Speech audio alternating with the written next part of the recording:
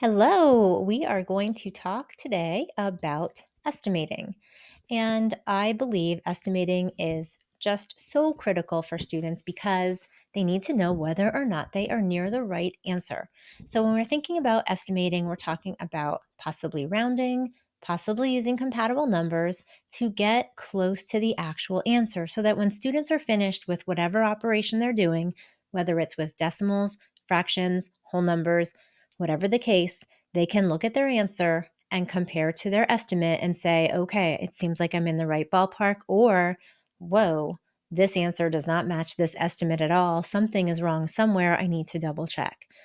I always made students, well, not always made, but I often required students to show their estimates on their tests or on their assessments. So, step one in a decimal operations test perhaps would be show the estimate, do the problem, and then show the comparison of the estimate to the answer so that students got into that habit of always kind of checking to see if their answer made sense. So, in a case like this, if we look at the whole numbers, we're going to look at one example of each operation with whole numbers. In the first one for addition, we're looking at the thousands place. So, just as a quick review, in case we have not rounded in a long time, when we're rounding to the thousands place, we look at the number that is immediately to the right. So 5 is where the place we're rounding to, the thousands place. We're looking at the 2. The 2 is below 5, which means that we will estimate that to the lower thousand, which is about 5,000. When we're rounding to the thousands place in this one, 6,798, we're going to look at the 7. The 7 is 5 or above, which means we're going to round to the next higher thousand. So, sorry if my numbers are a little crooked there. So, our estimate is 12,000. Now, when students actually go ahead and complete the operation, 9, 10, 11, 10, okay. Let's say they made a mistake here and they say they 6 times 5 is 30 plus 1. They kind of forget that they're adding and they multiply instead. And they say, okay, 31,017 is my answer. And then compare to the estimate, which is 12,000. That is not close. So they would need to go back and look at this and think about what they had done. Was their estimate wrong? Or, oh, wow, I multiplied instead of adding. They may notice that mistake. So that's where it helps them.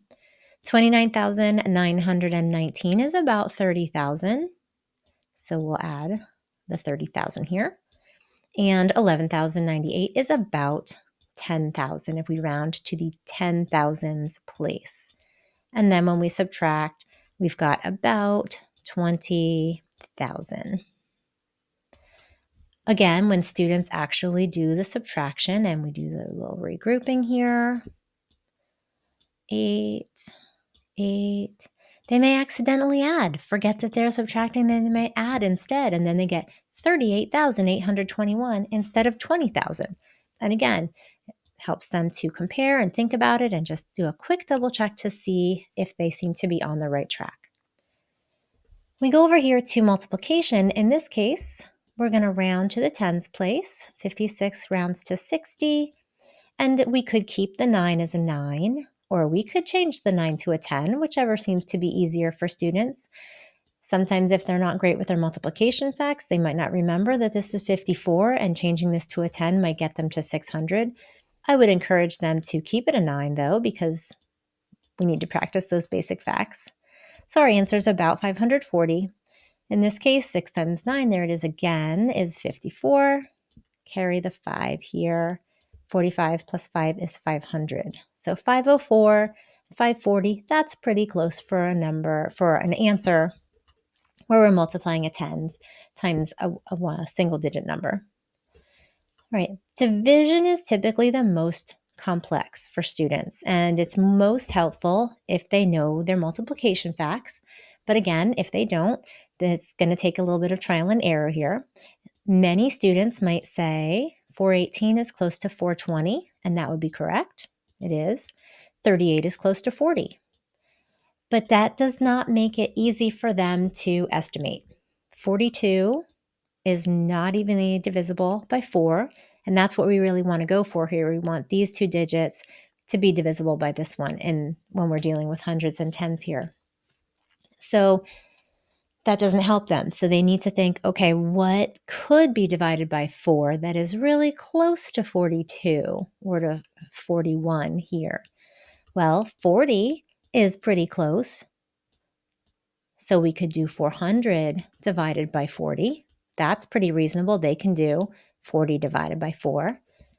Or they could go up to 440 because 44 is also divisible by 4. So we could do 44 divided by 4, say the answer is 11. Or we could do 40 divided by 400 divided by 40, and say the answer is close to about 10.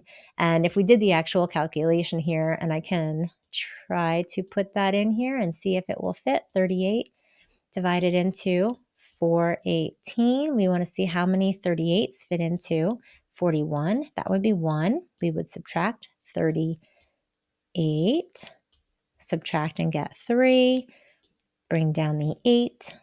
And hey, 38 goes into 38 one time, and we end up with no remainder, and the answer is 11. So either estimate of 10 or 11 would check out with our answer of 11.